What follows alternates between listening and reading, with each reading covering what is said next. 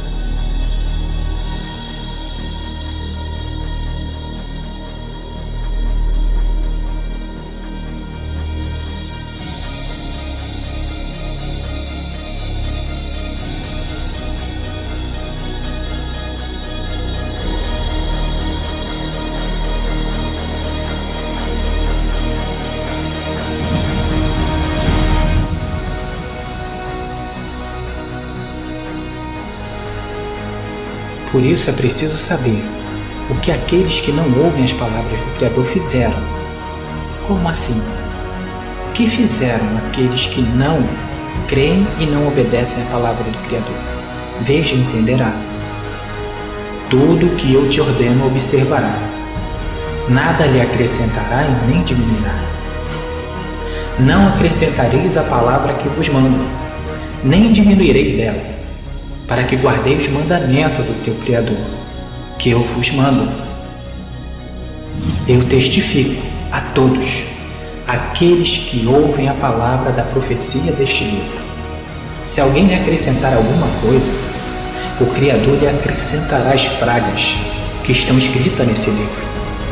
Se alguém tirar qualquer coisa dessas palavras do livro, dessa profecia, o Criador também tirará sua parte da árvore da vida e da cidade santa que estão descritas neste livro. Você compreenderá tudo isso depois, quando souber o que é a árvore da vida e o que é a árvore do conhecimento do bem e do mal. Aí nós perguntamos a você, o que foi que as pessoas que não creem e não guardam a palavra desse livro fizeram? Vejam, foi acrescentado nesse livro que você tem hoje nas suas mãos, que você chama de Bíblia, o livro sagrado, nele foi acrescentado um nome. E também um nome foi tirado. Veja o que foi acrescentado e o que foi tirado. O nome Jesus, ele foi acrescentado, pois nunca existiu esse nome na boca do meu Pai. O Criador nunca falou esse nome, Jesus. Faça um teste. Procure no Antigo Testamento o Pai falando o nome do seu Filho. Desde o Gênesis até o último livro do Antigo Testamento, nunca você encontrará o Pai falando sobre o seu Filho com o nome Jesus. O nome que ele dá ao seu Filho é um outro. Veja na profecia de Isaías 7,14 e você verá o que o Pai falou.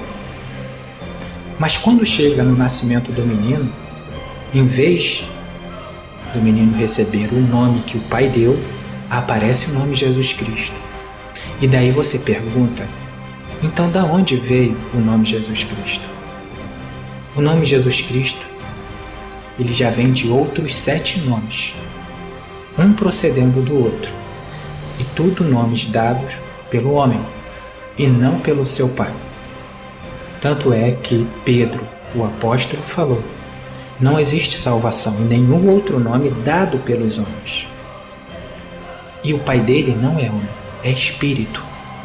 Então é nesse nome que você deve crer. O nome Jesus, como ele chegou no Novo Testamento e nessa Bíblia que está hoje nas suas mãos. Quando o Filho veio para cumprir todas as palavras do seu Pai, como profeta, como luz, como porta, como salvação, ele cumpriu todas as palavras e mandamentos do seu Pai. Morreu para nos avisar da verdade. E quando ele subiu aos céus, o que aconteceu? A mesma coisa que aconteceu lá no passado, no deserto. O homem pegou o filho e dele fez uma imagem de escultura. Essa imagem de escultura que recebeu o nome Jesus, que hoje o mundo diz, esse é o nosso Deus. Da mesma forma que aconteceu com a imagem do bezerro, daquele tempo do deserto. E o que foi retirado? Já que o nome Jesus foi acrescentado, o que foi retirado? O que foi retirado foi o nome do Criador, que é este aqui. E em seu lugar entrou o termo Senhor.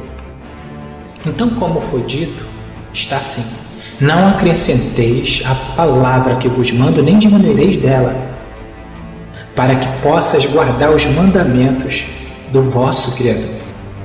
Agora eu pergunto, como que você vai guardar os mandamentos do único e verdadeiro se você não sabe porque foi tirado pelos homens?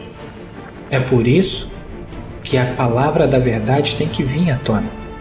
E sabereis da verdade, e a verdade vos libertará. Essa é uma verdade que muitos não aguentam e nem suportam falar, mas tem que ser dita. Se o nome do nosso Criador ele é eterno, é porque não tem fim. Se o nome do nosso Criador ele diz, meu povo saberá o meu nome, então logo você precisa saber dele.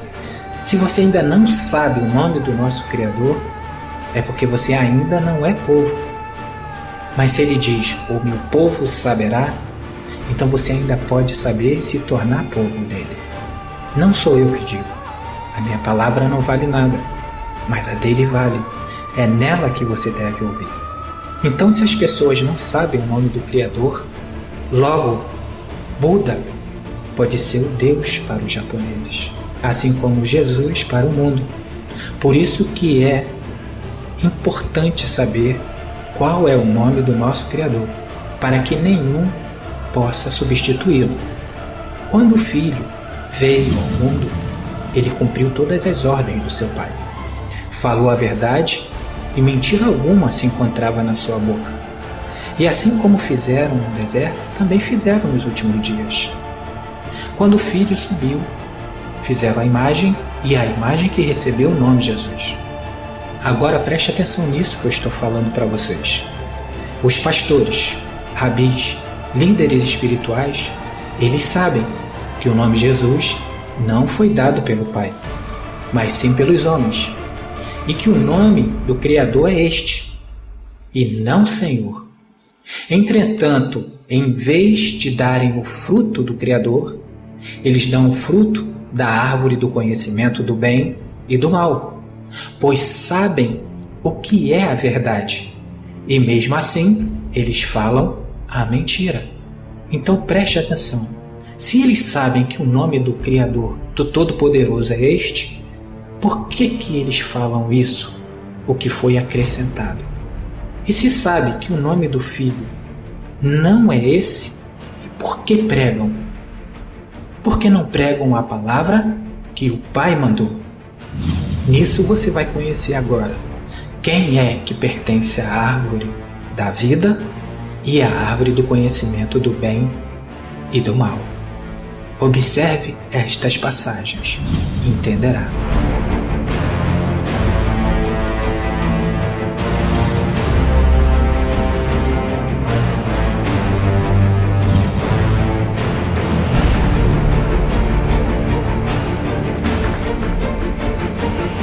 Sabendo-se que a árvore da vida está plantada pelo Pai e fala o que é dele, logo você descobrirá quem é que está com a serpente, porque também faz parte dos seus ramos, faz parte da sua árvore.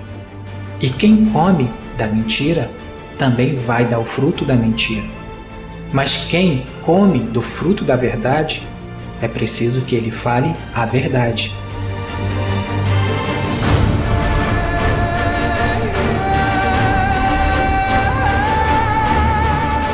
É por isso que o Filho disse esta parábola: Eu sou a videira, e o meu Pai, ele é o agricultor, é ele que me plantou.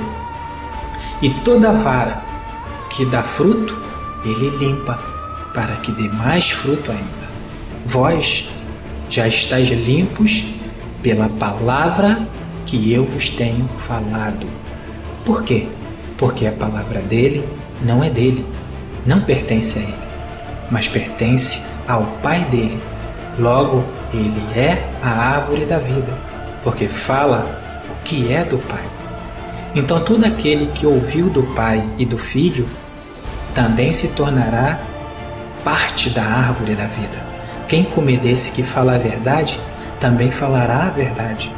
Quem não comer, comerá o que é do inimigo, comerá aquilo que é do contrário que o meu Pai falou. Por isso o Filho ainda continua: permanecei em mim, e eu permanecerei em vós. Como a vara de si mesmo não pode dar fruto, se não permanecer na videira, assim também vós, se não permanecer em mim, eu sou a videira, vós sois as varas. Quem permanece em mim e eu nele, esse dá muito fruto, porque sem mim nada podeis fazer. Quem não permanece em mim é lançado fora como a vara e seca. Tais varas são recolhidas e lançadas no fogo para serem queimadas. Aí eu pergunto para vocês: como que o Filho pode permanecer em você? Da mesma forma que o Filho permanece no Pai. Utilize a palavra dele, não a do homem. Se você pensava que o nome Jesus ou um outro que o Pai não deu é a palavra do Pai, desista. Obedeça o que o Pai mandou, não o homem. Por isso é necessário que você saiba da verdade. Aí sim você poderá fazer uma escolha. Antes você não tinha uma escolha. Mas lembre-se, não existem 3 caminhos, só 2. Ou o caminho do Pai, ou o caminho da serpente. Não existem 3 ou mais doutrinas, só existem 2 doutrinas, ou a do Pai, ou a da serpente, a do homem. Se você não está na doutrina do Pai, logo você está fora dela. Por isso, é necessário que você escute ao Pai e obedeça ao que Ele falou. Existem mais de 4.300 religiões diferentes, só no Brasil. Mas lembre-se, só existe 2 doutrinas. Essas 4.300 religiões diferentes no Brasil é tudo humana, porque para se existir uma religião é necessário que se haja uma doutrina nova. E não, de jeito nenhum, nós podemos fazer uma doutrina. Temos que falar assim como o Filho falou. A minha doutrina não é minha, mas é daquele que me enviou. Saia do homem e venha para a parte do Pai. Quem está com o Pai, está com o Filho. Quem não está com o Pai e nem o Filho, esse está com a serpente. Mas lembre-se, para permanecer no Filho, tem que crer primeiro no Pai, pois o Pai dele que plantou ele. E aquele que plantou é quem dirá quem é o seu filho, não homem algum. Quem dá testemunho do Filho é seu Pai. Então creia no seu Pai. E o que o Filho fala são palavras do seu Pai. Mas lembre-se, quando deixarem de comer da árvore do conhecimento do bem e do mal, aqueles que comem da árvore do conhecimento do bem e do mal, eles irão lhe odiar, pois o seu fruto será diferente do deles.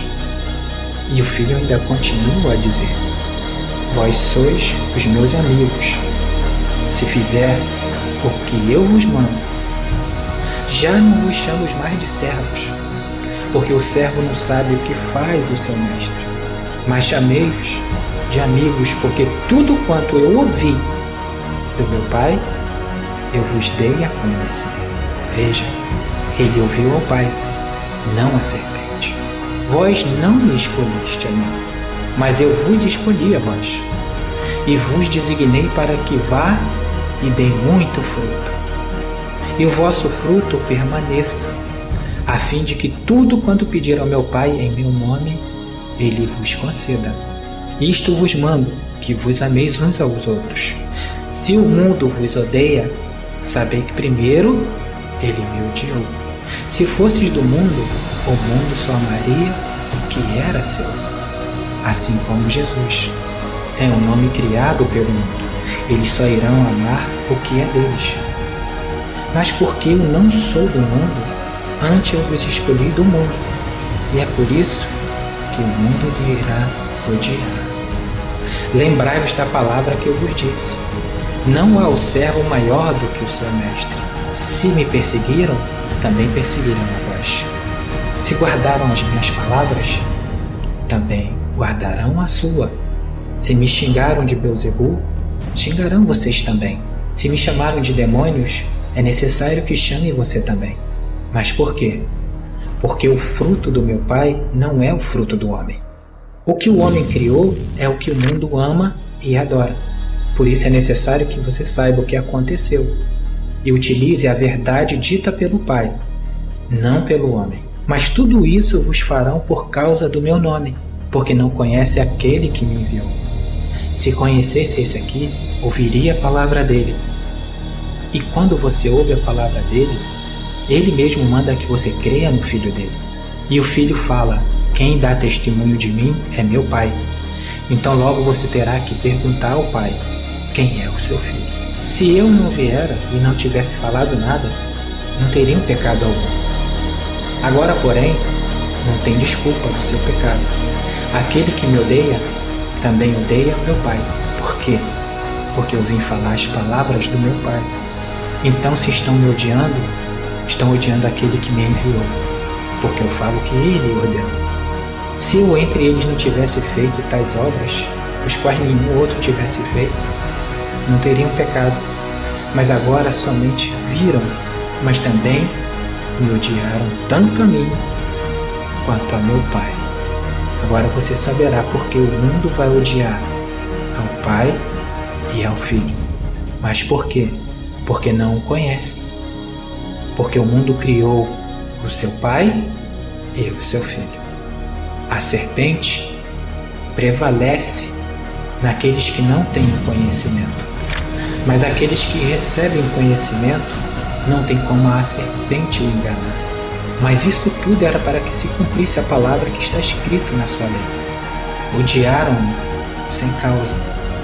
Quando vier o ajudador, que eu vos enviarei da parte do Pai, o Espírito da verdade, que do Pai procede, esse dará testemunho de mim, e também vós dareis testemunho, porque estáis comigo desde o princípio.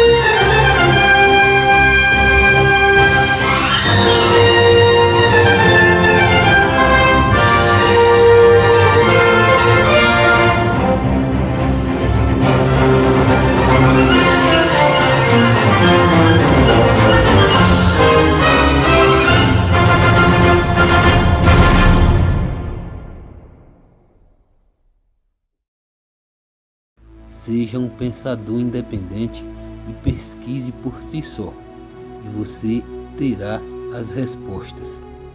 E como já sabemos, tudo é simbólico, vamos dar uma analisada nesses vídeos e presta atenção que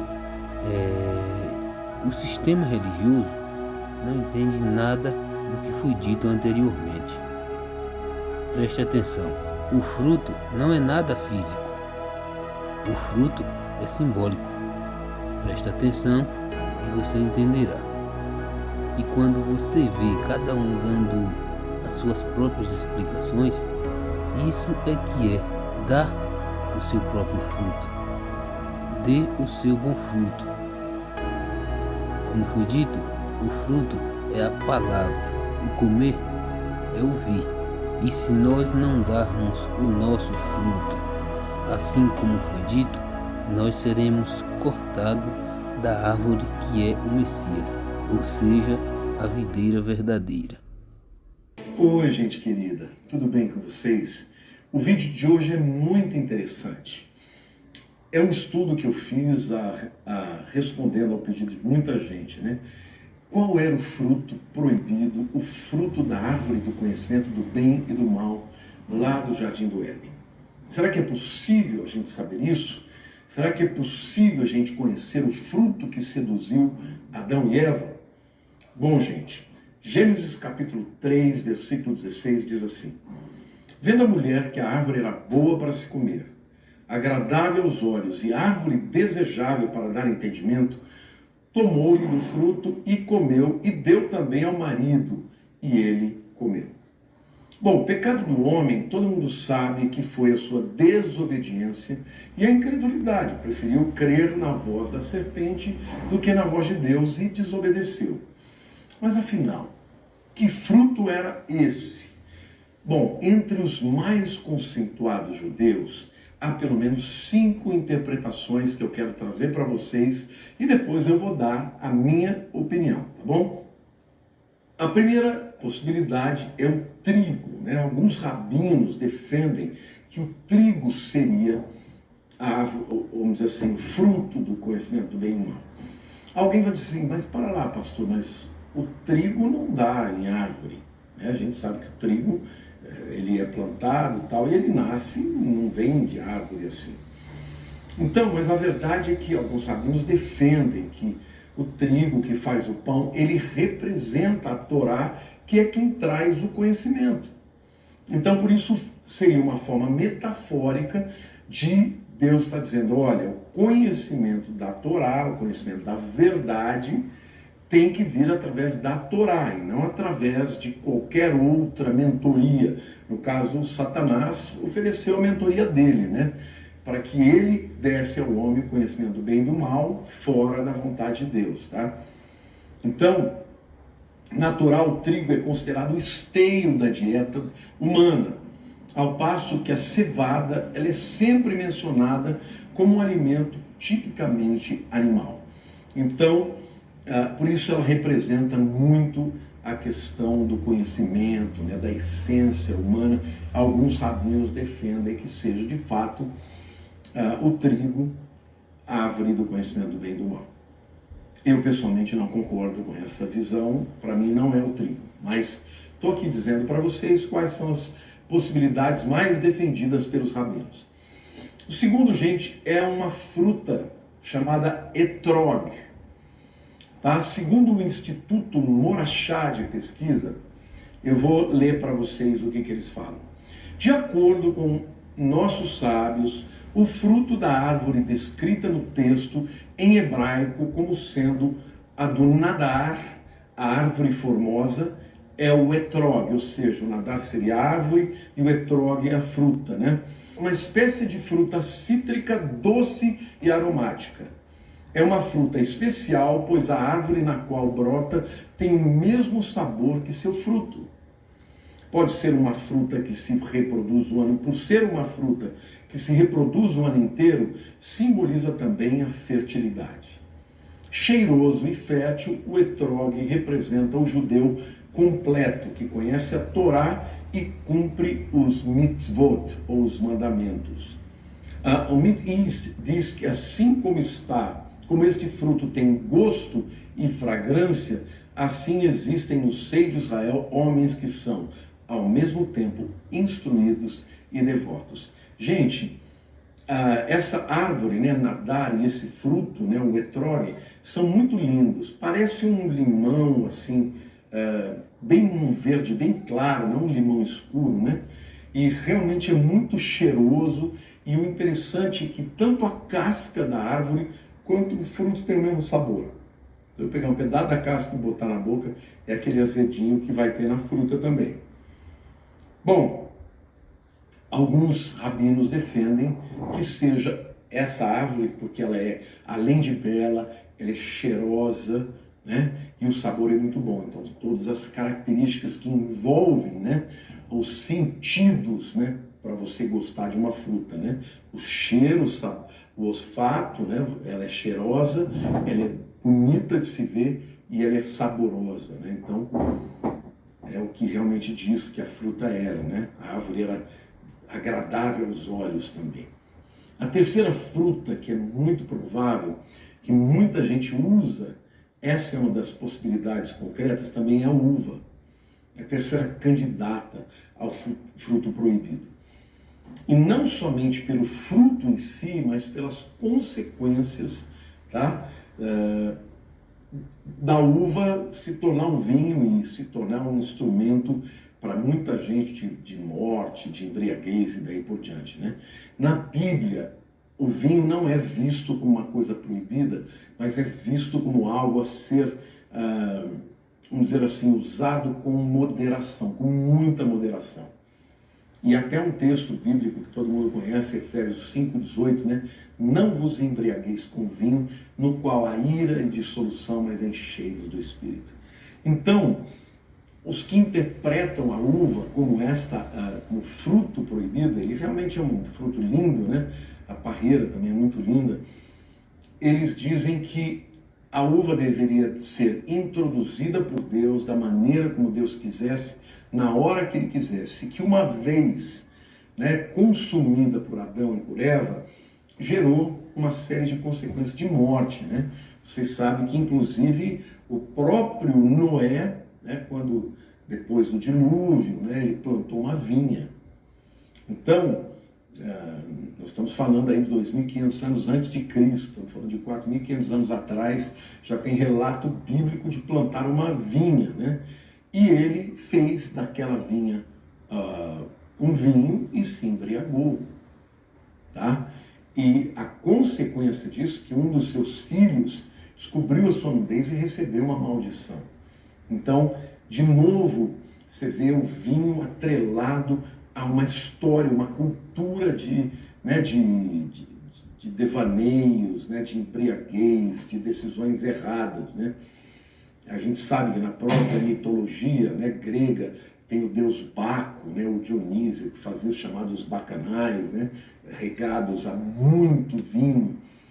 Então, alguns defendem que a fruta do conhecimento do bem e do mal proibida seria o vinho.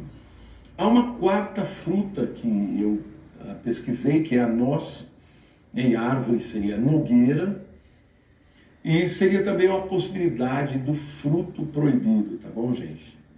Segundo o rabino Avraham Gaon, famoso presidente da Academia Talmúdica de Sura, no século IX, este seria o fruto cobiçado por Eva, tá? E a árvore de nogueira é uma árvore muito bela, né? E não vi muita explicação por que seria a nogueira. Estou mencionando para vocês, mas confesso que eu não vi uma explicação mais plausível para que seja a nogueira. Então, dessas quatro, para mim, aqui até agora se destacou mais foi a uva. Mas tem uma quinta, e que para mim esta é de fato a fruta do conhecimento do bem e do mal, a fruta proibida, né? Que Deus proibiu, a árvore do conhecimento do mal, é o figo. Rosenbaum diz o seguinte, o rabino Rosenbaum, né? A Torá pode ser compreendida em 4 níveis, ou seja, quando você vai estudar a Torá, vai estudar a palavra, você tem que estudar nestes 4 níveis. O primeiro nível, Peshat, que é aquilo que você tira do texto que está escrito literal. Tá? Isso é o que está mais claro. Aquilo que está escrito é o que está escrito.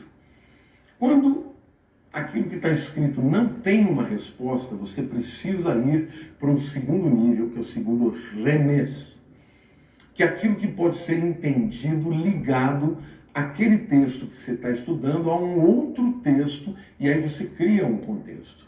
Tá? Esse é o nível do remes, já envolve uma certa hermenêutica, tá bom? O terceiro nível é o drash, que tem a ver com a hermenêutica judaica, que vai aprender os tipos, as figuras, as alusões ao significado do texto. Tá? Existem muitos comentários, o Midrash, o Talmud e outros comentários muito interessantes que vão apresentar o drash. E o último nível que eles chamam é o nível do segredo. São aquela parte oculta do texto, aquelas coisas que são, na verdade, um subtexto, né? Que muitas vezes aquele código da Bíblia fala um pouco disso também, tá? Então é a parte oculta, ensinadas em segredo, que é o sod. Mas na questão mais particular aqui de qual é o fruto, já no nível Peshat, que é o primeiro nível, a gente vê uma evidência contextual e textual muito forte, muito interessante. Por quê? Como que aconteceu a queda? Estava lá Eva, comeu o fruto e foi e deu para Adão. Tá? Provavelmente eles estavam perto um do outro. Ela comeu, quando ela comeu não aconteceu nada, porque o pecado só se consumou quando ele comeu. Mas na hora que ele come, tá bom, gente? Imediatamente a Bíblia diz que os olhos deles foram abertos e eles se sentiram nus. Ficaram tão chocados, mas tão envergonhados com a sua nudez. Eles estavam nus todo o tempo, mas a glória de Deus os cobria. Até aquele momento não havia nada de mal com a nudez. Mas no momento que eles desobedeceram, caiu a ficha, eles ficaram totalmente envergonhados e imediatamente eles pegaram folhas da figueira e fizeram uma roupa para se cobrir, um avental, vamos dizer assim. Ora, se eles pegaram as folhas da figueira na hora que os olhos foram abertos, isso significa que eles estavam debaixo de uma figueira. E se eles estavam debaixo de uma figueira, é muito provável que o fruto que eles estavam comendo, que era proibido, é o fruto da figueira, o figo. Portanto, não é que eles comeram e foram lá longe buscar uma folha de figueira. Não. Eles imediatamente se sentiram nus, ficaram envergonhados. Quando se envergonharam, quiseram logo se cobrir e pegaram as folhas da árvore que estava próxima deles, que era uma árvore de figueira. A Bíblia diz isso. Ora, se as folhas da árvore que eles pegaram eram folhas de figueira, então o fruto da árvore do conhecimento do bem e do mal é o figo. Tá? E essa evidência, além aqui do Rabino Rosenbaum, segundo o Yankee Tauber, o figo ele é a quarta das 7 espécies e é também o fruto que Adão e Eva provaram. Interessante, né, gente? Bom, eu aqui não vou ser dogmático, até porque existem outras possibilidades, mas de todas estas que eu encontrei, só 2 na minha tem uma assim, são candidatas mais prováveis. A uva, mas para mim a mais provável de todas, pelo fato de que o texto nos conta de como aconteceu, né? Para mim, o fruto do conhecimento do bem e do mal é o figo. Agora, não se preocupe, se você gosta de comer figo, pode comer, não tem problema nenhum, tá bom? Eu não quero de falar sem evidência ou prova. Vamos. O ato de Eva não foi comer a maçã, foi o adultério com a serpente. Provérbios 30:20. Lembre-se, ele não era uma cobra neste momento. Essa maldição veio após o ato. Não foi uma maçã que fez Adão e Eva perceberem que estavam nus, mas foi um ato sexual. Esse profeta é cheio de sexo em pensamento. O que não está na Bíblia, ele está dizendo. Para fazer uma igreja que é diferente às igrejas na América do Norte. Não tem maçã mencionado em Gênesis, mas o que inventou maçã é tolo. O ato de Eva não foi comer a maçã, foi o adultério com a serpente. Imagine, Eva cometeu o adultério com a serpente. Qual é a serpente mencionada? 12:9, Apocalipse. E foi precipitado o grande dragão, a antiga serpente, que se chama o Diabo e Satanás, que engana todo o mundo. Foi precipitado na terra, e os seus anjos foram precipitados com ele. O serpente é Satanás. O grande dragão tem relacionamento sexual que acontece entre Eva e o dragão. Onde está na Bíblia? O que acontece é uma conversação. Você não pode comer vamos ler 3:1 de Gênesis. Ora, a serpente era mais astuta do que todos os animais do campo que o Senhor Deus tinha feito. E disse a mulher: é assim que Deus disse: não comereis de toda árvore do jardim? Respondeu a mulher à serpente: do fruto das árvores do jardim podemos comer, mas do fruto da árvore que está no meio do jardim, disse Deus: não comereis dele, nem nele tocareis, para que não morrais. Disse a serpente à mulher: certamente não morrereis, porque Deus sabe que no dia em que comerdes desse fruto, vossos olhos se abrirão, e sereis como Deus, conhecendo o bem e o mal. Então, vendo a mulher que aquela árvore era boa para se comer, e agradável aos olhos, e árvore desejável para dar entendimento, Tomou do seu fruto. É relacionamento sexual? Tomou do seu fruto. Se você é Eva, tomou fruto é ter relacionamento sexual? O que é mais malicioso? Eva ou serpente? É serpente. Por que Eva vai tomou? Por que não serpente tomou? Pensamento tolo. Realmente, o que está é fruto de uma árvore chamado árvore de conhecimento do bem e do mal. Se é relacionamento sexual, Eva tomou, depois comeu, depois viu Adão, significa o Eva tomou o serpente e depois a testar o serpente, ele passou ao Adão. Branham não pode ser profeta de Deus, porque é mentiroso. Vamos continuar. não foi uma maçã que fez Adão e Eva perceberem que estavam nus, mas foi um ato sexual. Quando eles perceberam que Adão e Eva, nus, não tem relacionamento sexual nenhum. Não tem. Quando tem? Quando? Não em Jardim de Éden 3:22. Então disse o Senhor Deus: eis que o homem se tem tornado como um de nós, conhecendo o bem e o mal. Ora, não suceda que estenda a sua mão e tome também da árvore da vida, e coma e viva eternamente. O Senhor Deus, pois, o lançou fora do jardim do Éden, para lavrar a terra de que fora tomado. E havendo lançado fora o homem, pôs ao oriente do jardim do Éden os querubins e uma espada flamejante que se volvia por todos os lados para guardar o caminho da árvore da vida. Conheceu Adão a Eva, sua mulher. Depois são lançados fora da Éden, conheceu Adão e Eva, sua mulher. O que significa conhecer? Se recorde, beber, comer e tomar significa ouvir. A carne, o pão e toda espécie de alimento representa a palavra. E como já foi dito, presta atenção que todo sistema religioso em geral não entende nada, absolutamente nada do que foi dito. Eu sou o pão da vida.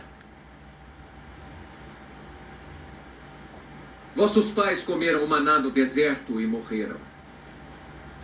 Mas o pão vivo que desceu do céu tem tanto sabor que quem dele comer nunca morrerá. Eu sou o pão vivo que desceu do céu.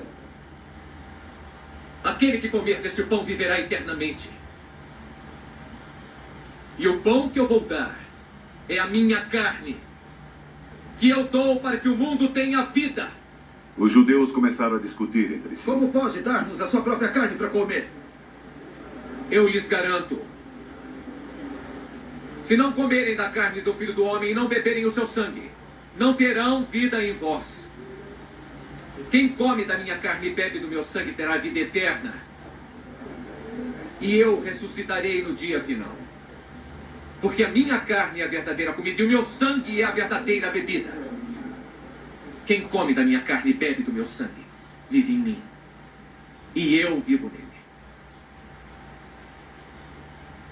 E como o Pai que vive me enviou, eu também vivo pelo Pai. Assim, aquele que me receber como alimento viverá por mim. Este é o pão que desceu do céu. Não é como o pão que vossos pais comeram e depois morreram.